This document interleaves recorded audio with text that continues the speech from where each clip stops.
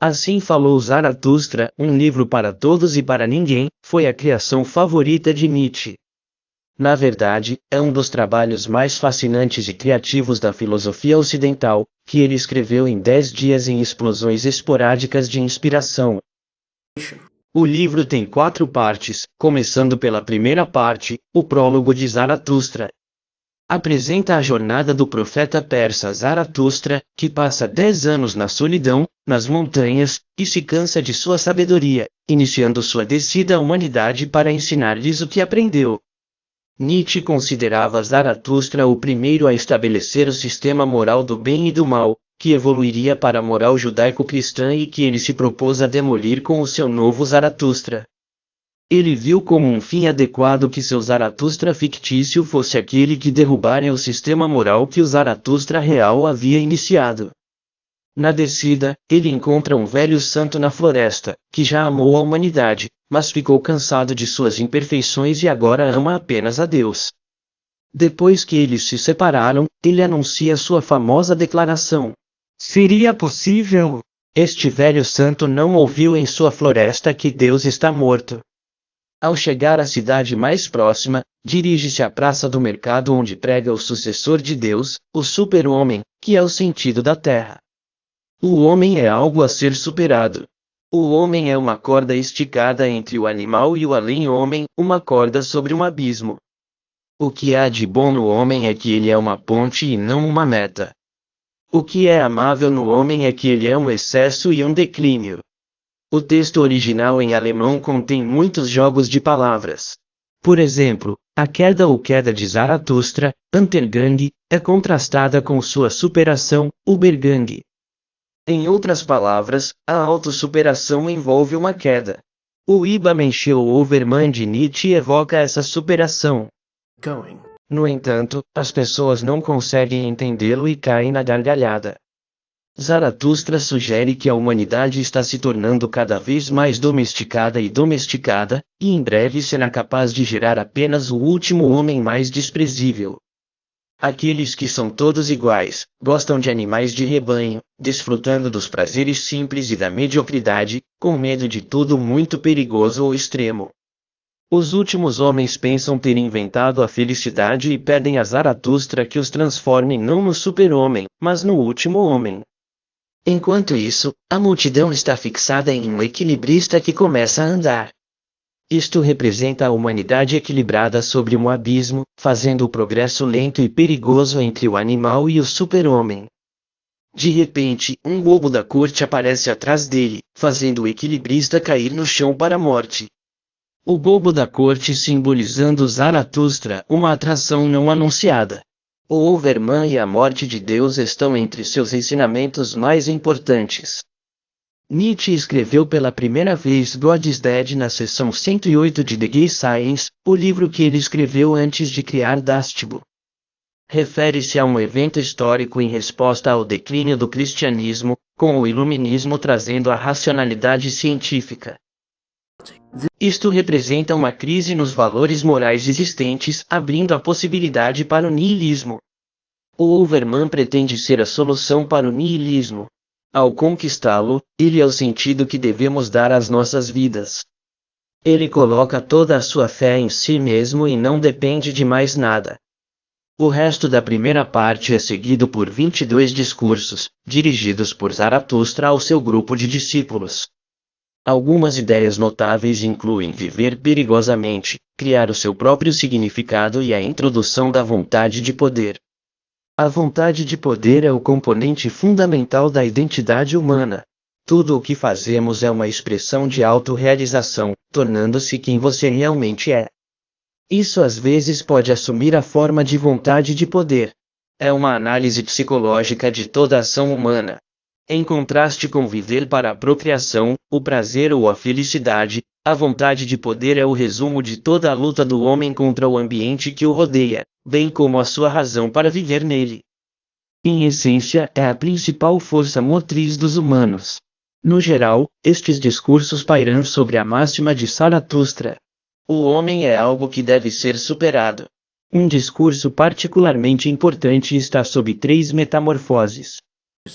Existem 3 estágios de progresso em direção ao super-homem, ao camelo, ao leão e à criança. O espírito primeiro se torna um camelo, mas nem todos podem se tornar um camelo. Há muitas coisas pesadas para o espírito, coisas que pesam sobre nós. Um camelo exige que sejamos maiores do que nós mesmos, e isso exige algum sacrifício. A força anseia pelo pesado.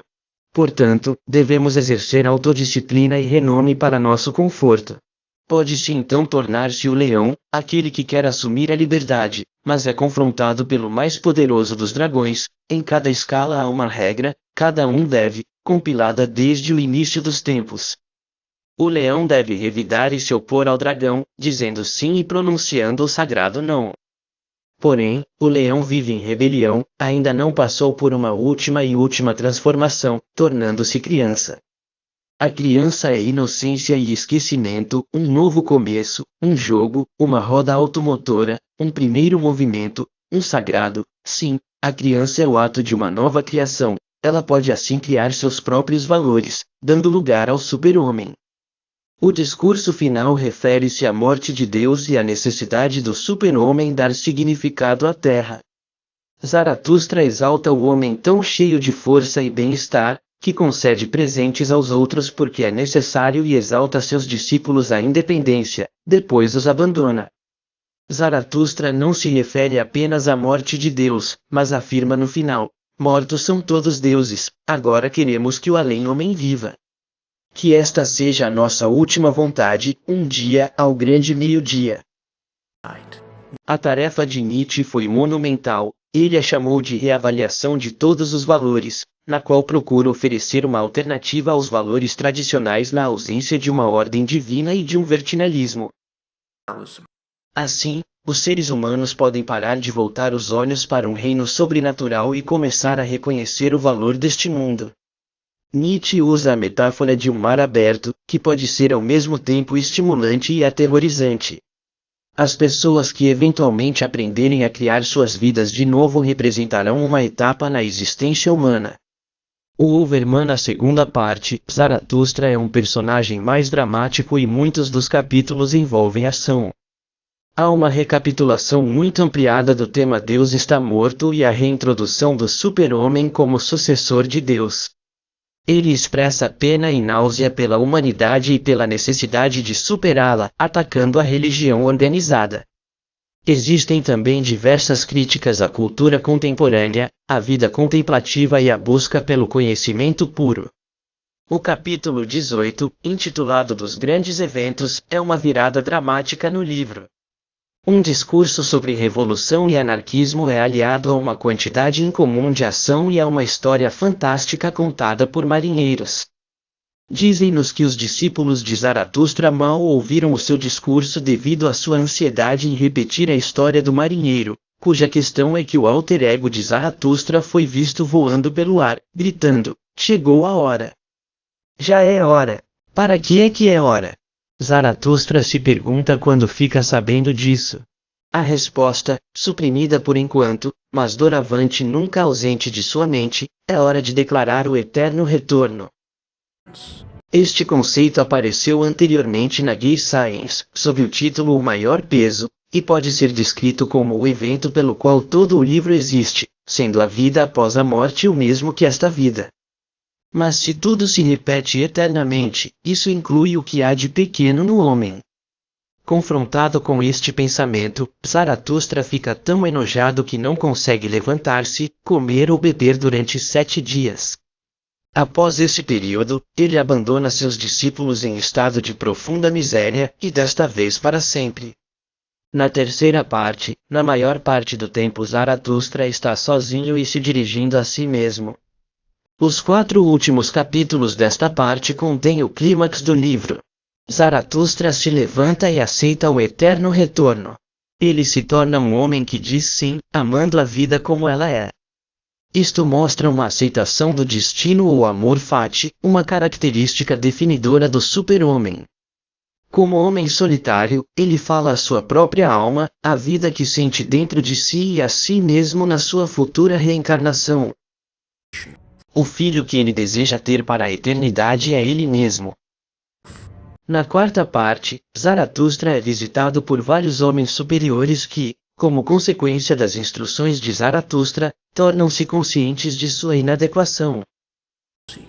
Zaratustra sai novamente pelo mundo e acumula um grande número de seguidores, aos quais prega seus ensinamentos sobre o além-homem, o eterno retorno e a vontade de poder, e então morre.